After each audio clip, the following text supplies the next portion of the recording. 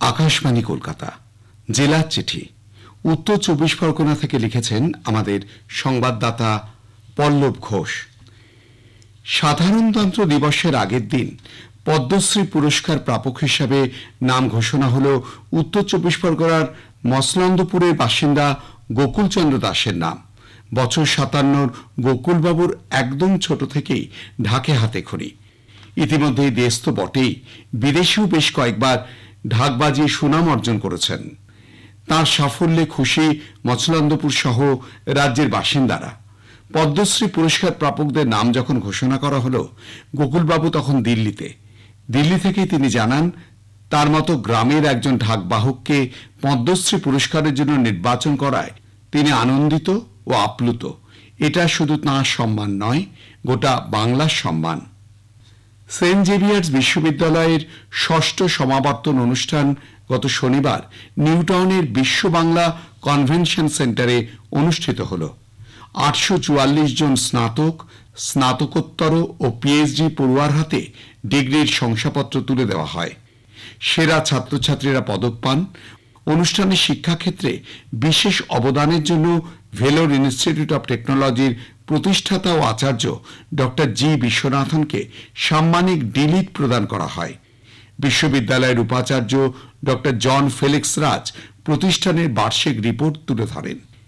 LLM engineering ও কৃত্রিম বুদ্ধিমত্তার ওপর নতুন পাঠ্যক্রম চালু করার পরিকল্পনার কথাও বলেন তিনি। মেঘালয় হাইকোর্টের প্রধান বিচারপতি ইন্দ্রপ্রসন্ন মুখার্জি শিক্ষাক্ষেত্রে সেন্ট জেভিয়ার্স বিশ্ববিদ্যালয়ের ভূমিকার কথা আলোচনা করেন।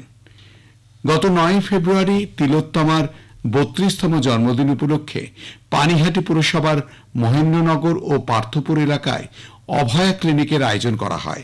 জুনিয়র ডক্টর ফ্রন্টের চিকিৎসকরা নিখরচায় রোগীদের চিকিৎসা পরিষেবা দেন। বিনামূল্যে ওষুধ দেওয়া হয়। তিলোত্তমার স্মৃতির উদ্দেশ্যে রোগীদের হাতে তুলে দেওয়া হয় গাছের চারা। পানিহাটি এলাকার কয়েকশো মানুষ শিবিরে চিকিৎসা করাতে আসেন। বাংলাদেশের বর্তমান পরিস্থিতিতে সাধারণ মানুষের মধ্যে অভয় আনতে ও তাদের সঙ্গে সম্পর্ক মজবুত করতে বিএসএফ এর তরফে গত ৪ঠা ফেব্রুয়ারি সিভিক অ্যাকশন প্রোগ্রামের আয়োজন করা হল উত্তর ২৪ পরগনার বনগাঁর শুটিয়ায়। ভারত বাংলাদেশ সীমান্ত শুটিয়ায় বিএসএফ এর ৬৭ নম্বর ব্যাটালিয়নের উদ্যোগে এলাকার ৪টি গ্রাম পঞ্চায়েত নিয়ে সিভিক অ্যাকশন প্রোগ্রামের আয়োজন করা হয়। এদিন এই প্রোগ্রামে উপস্থিত ছিলেন বিএসএফ এর কৃষ্ণনগর সেক্টরের ডিআইজি সঞ্জয় কুমার সহ বিএসএফ এর আধিকারিকেরা। অল ইন্ডিয়া মতুয়া মহাসংঘের উদ্যোগে গত ২রা ফেব্রুয়ারি সল্টলেকের ইজেডসিসিতে জাতীয় মতুয়া ধর্মচিন্তন শিবিরের আয়োজন করা হয়। রাজ্যের পাশাপাশি দেশের বিভিন্ন প্রান্ত থেকে মতুয়া ভক্তরা এই শিবিরে যোগ দেন। শিবিরের সূচনা করেন সংঘের সভাপতি মঞ্জুল কৃষ্ণ ঠাকুর ও সংঘের মাতৃসেনার সভানেত্রী সোমা ঠাকুর।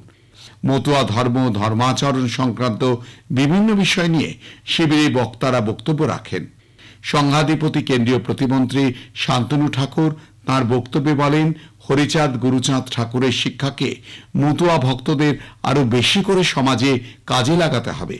তিনি প্রত্যেক রাজ্যে মতুয়াদের নিজেদের মধ্যে বিভাজন বন্ধ করে সংগঠিত হওয়ার পরামর্শ দেন। ঠাকুরনগরের ঠাকুরবাড়িতে ঠাকুর গুরুচাঁদ ভক্ত দ্বাদশ পাগলের একটি মন্দির তৈরি করা হবে বলেও তিনি জানান।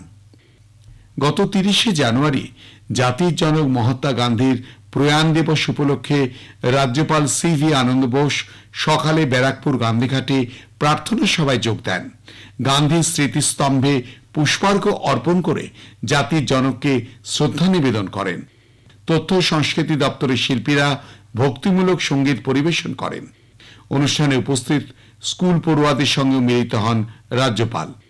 অনুষ্ঠানের শেষে রাজ্যপাল বলেন, আজকের দিনে দেশবাসী সশ্রদ্ধ চিত্তে মহাত্মা গান্ধীকে স্মরণ করছে।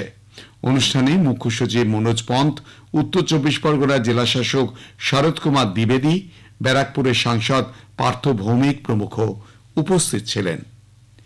জেলার চিঠি শেষ হল। উত্তর ২৪ পরগনা থেকে পাঠিয়েছেন আমাদের সংবাদদাতা পল্লব ঘোষ।